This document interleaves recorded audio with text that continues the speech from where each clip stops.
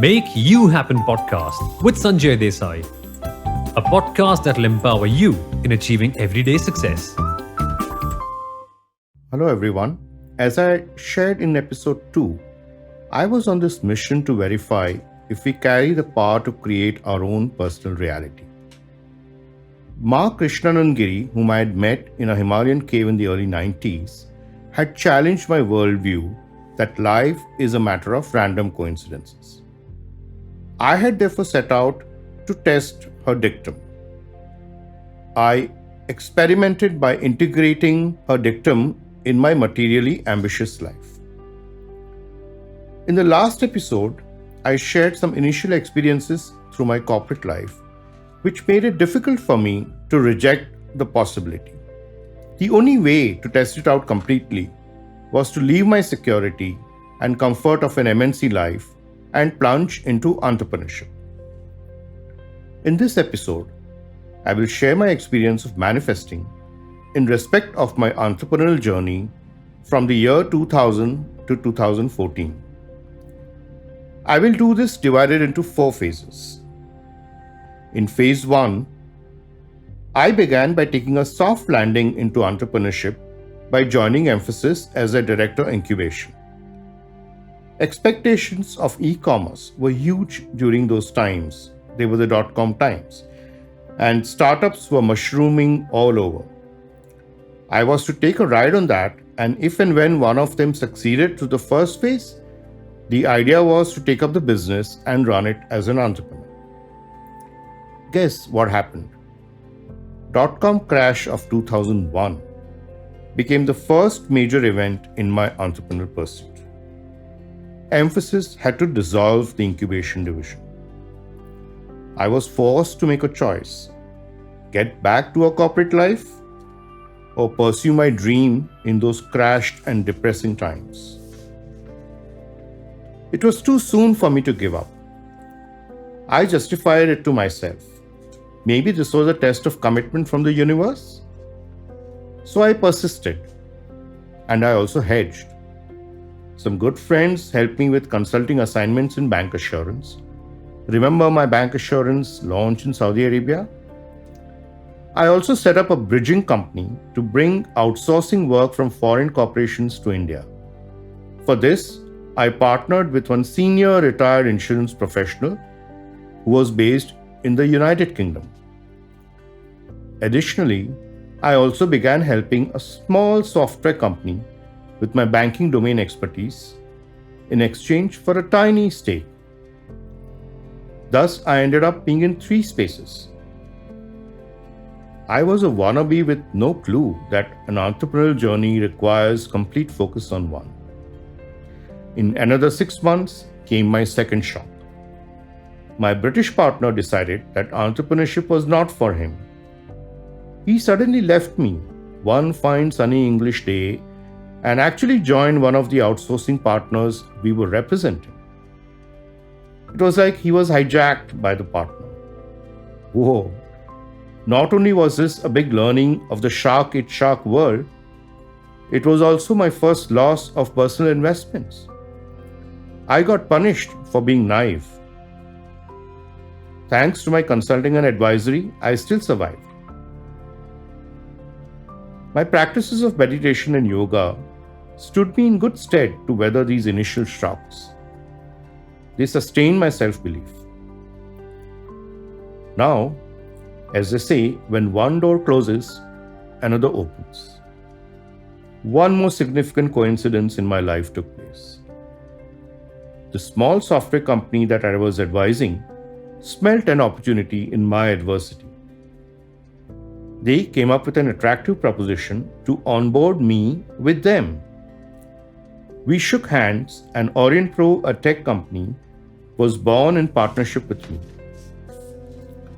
This is where my second phase of the journey began.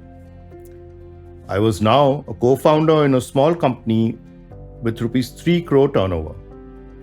I became part of a co-creation with other partners. They were very passionate, ambitious, and smart. I was supposed to pursue my BPO dream in parallel to the software business. But very soon, I got sucked into the software business with the typical pressures of a bootstrap business, banking, client management, delivery, and so on. Thus, I had to shelve my dream in favor of a larger vision. I had never imagined myself as a technology entrepreneur, but one has to go with the flow. At Orient Pro, we began right. We defined our vision of being domain specialized. We focused all our energies on our niche, which distinguished us from the much bigger tech companies. We began attracting business and its resulting challenges as well. We responded well in a very cohesive spirit of co-creation. We faced the classic challenges of scaling up. Client delivery, internal processes, funding, marketing, everything was at a stretch. I poured everything I had into the venture. My partners also pledged their property and maxed their credit limits. We barely took any income home. I had given up all my consulting to focus on what was there and demanded nurturing. Despite a huge climb down from my Saudi lifestyle, I got great support from my family. Like a sapling, we would keep getting swayed even just by breezy winds. Some clients would not pay or would delay payments, and we would have a survival crisis. We would have delayed salaries, we could not pay our vendors, classic startup stress. Keeping people motivated, believing in the vision, we would all rally around to shield the sapling together, celebrate small successes, ignore setbacks, and overcome failures. We soon realized that it's not possible to go on this way for long. We needed to have a stable platform if we were to take a leap to the next level. We needed proper external funding. But coming from our .com days, we were very reluctant to go to VCs. We had seen too many funded startups die. Then, we took this bold decision of going for a public issue with just a 10 crore top line in 2005. Now that got timed so well, we got oversubscribed 26 times. I could not help but thank the universe enough. For a small company, it was quite miraculous how our pitch captured the imagination of the investing public. I was designated to take the company forward as the executive chairman. We took big risks and it was naturally very stressful. We were taking an ambitious public stance with the world. Investor roadshows, PR conferences, even TV interviews.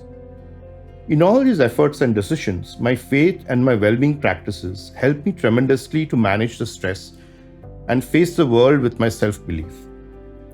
I remained self-motivated. Resultantly, that also helped others with the same classic co-creation benefits. I genuinely believe that it was our collective positivity that brought this result. Our dreams and hopes were well synced and contagious. Our whole organization worked hard, made sacrifices together, even if in small ways, to ensure that we succeed together and share in the experience of building something that is impactful. This brings me to phase 3 of my journey. We began getting everyone's attention. We were regularly invited by the media. The market valued us. As we grew organically, our stock became currency to grow through acquisitions. We grew multiple times in size, bagging several awards, including making it to the fastest 100 list of Forbes. Banks stepped forward to fund our acquisitions. I also found a third startup, an analytics company in a joint venture with a reconstructed private bank. This was the boom time of 2005-2007. We were all on big highs. Our dreams only became bigger. It felt like nothing now could go wrong. I have also wondered if we thought we could even walk on water. But as they say in Hindi, "Char din ki chandni, fir andheri raat." Well, the waters we were riding on became a tsunami with the financial crisis of 2008-2009. That crisis brought in the phase 4 of my entrepreneurial journey. Our whole world of dreams and hopes collapsed.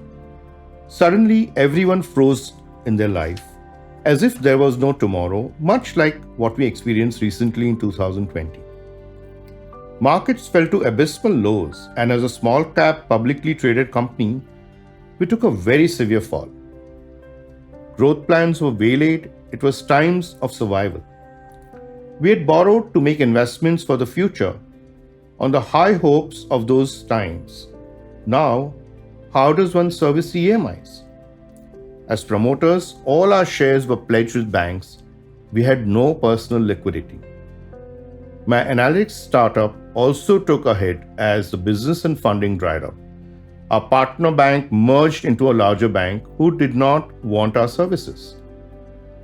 Like so many others, we scrambled to adjust to the new market conditions. We survived because fortunately we had critical mass. But we were distraught and we also became disarrayed. We were used to growth as our DNA. How do you now adjust to downsizing? Had we become too complacent in believing that nothing could go wrong? We had over-leveraged ourselves on the continued expectation of a brighter future. Does success also have its consequences? Is there a right way to handle success? These kind of thoughts plagued me. Now, back to the bigger question. Do we carry the power to create our reality? Beginning from 2003, when Orient Pro was a mere 3 crore company, to 2010, we had become a 300 crore plus global company in turnover with over 1,000 employees. We were also recognized with several coveted awards, including being in the Forbes and Gartner top 100. I, therefore, had no basis to deny anymore that we do not have that power. I could no longer assert that our world is only full of random coincidences. But it took me 20 years to prove that dictum to myself. Further, I realized that the journey is not clean, it's full of noise. My experience does not say that I can just sit and visualize an intent and do nothing else and the intent materializes. Maybe that would happen for Buddha, I don't know. The journey took me through so many ups and downs. It felt like going through so many fires, and I was constantly playing snakes and ladders in real life. My circumstances, the people around me, and I myself, everything changed so much. Had I intended that too? Was I really in control of my journey? Was I going with the flow, or was I directing the flow? My self-awareness and meditation practices were the strong pillars that helped me cross the ocean. Not only did they sustain me, but they brought in deep insights that led me to significant evolution of my consciousness.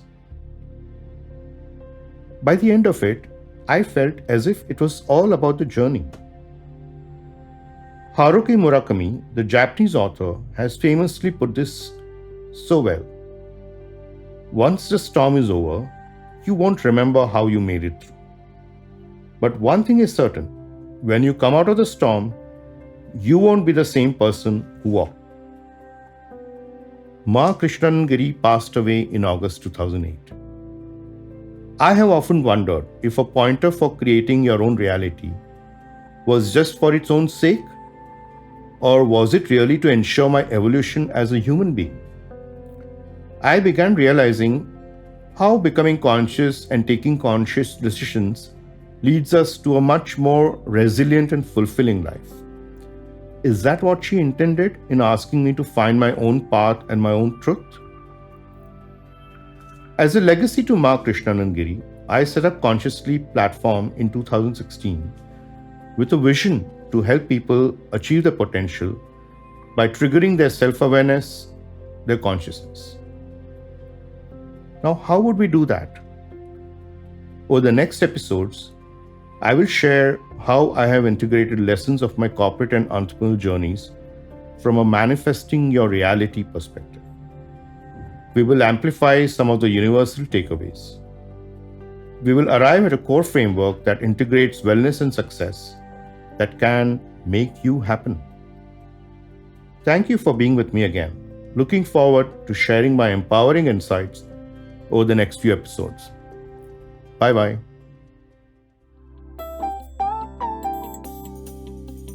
Make You Happen podcast with Sanjay Desai, a podcast that will empower you in achieving everyday success.